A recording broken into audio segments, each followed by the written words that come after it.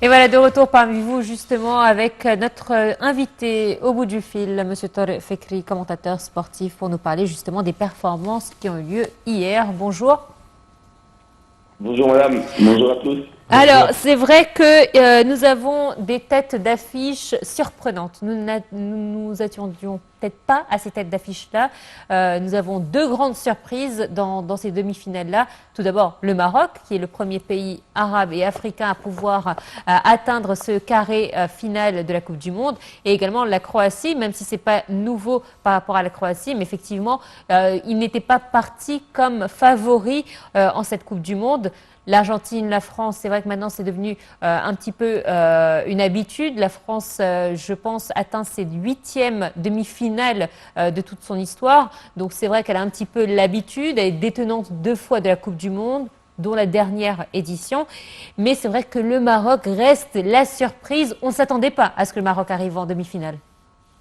Vous avez très bien résumé la situation. C'est vrai que on a une Coupe du Monde, c'est pas juste ces derniers matchs, on a la Coupe du Monde en général qui nous a offert plein de surprises avec des excellentes surprises pour le monde arabe et les Africains en règle générale.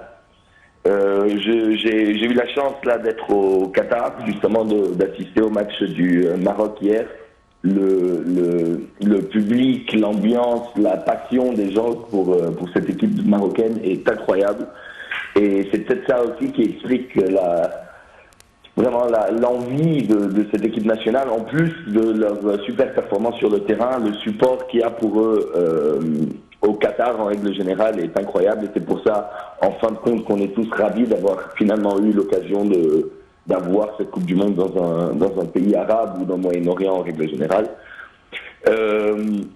Ensuite, certainement, donc, on a la Croatie qui a fait la surprise en battant donc, le Brésil.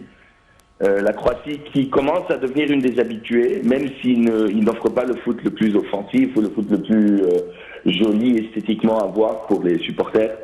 C'est une équipe qui reste pragmatique, efficace et encore une fois qui l'a prouvé contre ce Brésil qui était. Mais c'est vrai que la Croatie a la Croatie a des internationaux qui sont importants, dont Modric par exemple. C'est vrai que ce sont des joueurs qui évoluent très bien dans des clubs internationaux et qui ont leur place dans les compétitions mondiales. Effectivement, et ça s'est vu encore une fois hier.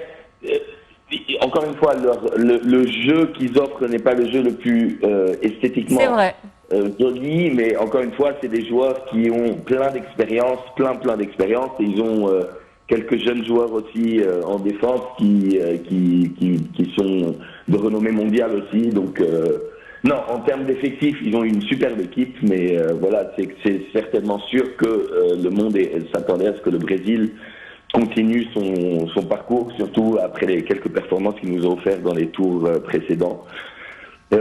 Ensuite, donc l'Angleterre et la France. L'Angleterre avait finalement l'occasion de se projeter vers l'avant et d'essayer de prouver que cette génération a de quoi gagner des titres. Et malheureusement pour eux, Harry Kane a raté le penalty décisif donc en fin de match, qui aurait pu les remettre dans cette rencontre et essayer de pousser pour la victoire. Et voilà, donc c'est une Coupe du Monde super, pleine d'émotions, pleine de passion, et on se régale. Oui. Monsieur Taleb, bonjour. Bonjour. Alors, quand on parle également je veux parler certainement du Maroc et de cet grand exploit, mais quand on parle du football, on parle toujours de l'école de l'Amérique du Sud, la salsa, la samba. On était tellement déçus avec ce qui s'est passé avec le Brésil et cette fois-ci l'Argentine. Alors, selon vous, quelles sont les prévisions pour l'Argentine au cours de ces matchs finaux de la compétition? Personnellement, j'ai un petit penchant et je pense que le monde du football aimerait bien voir Messi continuer son trajet.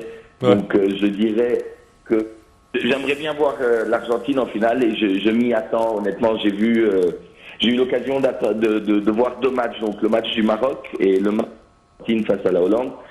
Et Messi contre la Hollande n'a pas fait une mauvaise passe, n'a pas fait un mauvais dribble, donc il a l'air vraiment déterminé il est décisif pour son équipe. Et donc je m'attendrai plutôt à l'Argentine donc de son côté, et ensuite le Maroc qui a fait une excellentissime même Coupe du Monde et qui nous a offert plein d'émotions. Mais encore une fois, je pense que tout le monde les donnait perdants à chaque tour, donc je vais pas non plus leur manquer de respect, mais je pense à ce niveau-là contre cette équipe de France qui a vraiment des talents à tous les niveaux. Ils ont plusieurs joueurs pour chaque poste. C'est vraiment une équipe, j'ai envie de dire, monstrueuse. Donc mes prédictions seraient une finale Argentine-France. Justement, parlez-nous de l'ambiance sur place. Vous dites que vous avez assisté à la rencontre hier.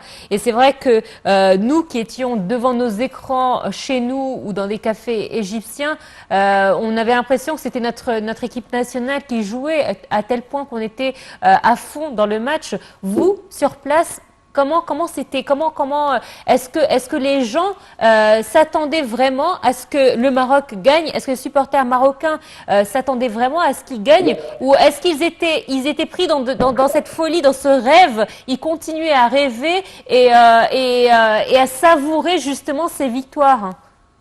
C'est ça, c'est à force de rêver, à force d'y croire. Je pense que profondément les gens avaient cette sensation de pouvoir faire quelque chose. Je vous dis, le Maroc joue à domicile. Il y a pas, c'est vraiment, honnêtement, c'est à l'ambiance. Le Maroc joue à domicile, comme l'Argentine quand elle joue ses matchs, joue à domicile. Le stade, donc le Maroc, je pense, on était à peu près 46 000 personnes dans le stade. Je pense qu'il y avait 45 000 des 46 000 qui étaient des fans qui sont venus encourager le Maroc. Et encore une fois, pour répondre à votre question, tous les supporters du monde, les Sénégalais, les Égyptiens, les Tunisiens, les Mauritaniens, je sais pas moi, les Nigérians, les Saoudiens, les Qataris, tout le monde du monde arabe, tout le monde du tiers-monde en fait. Parce que les Marocains ne représentaient pas le Maroc, mais ils représentaient toute une nation, et ils représentaient les Arabes et les Africains en même temps. Oui. C'est ça. Et les minorités aussi, les pays qui n'ont pas eu la chance.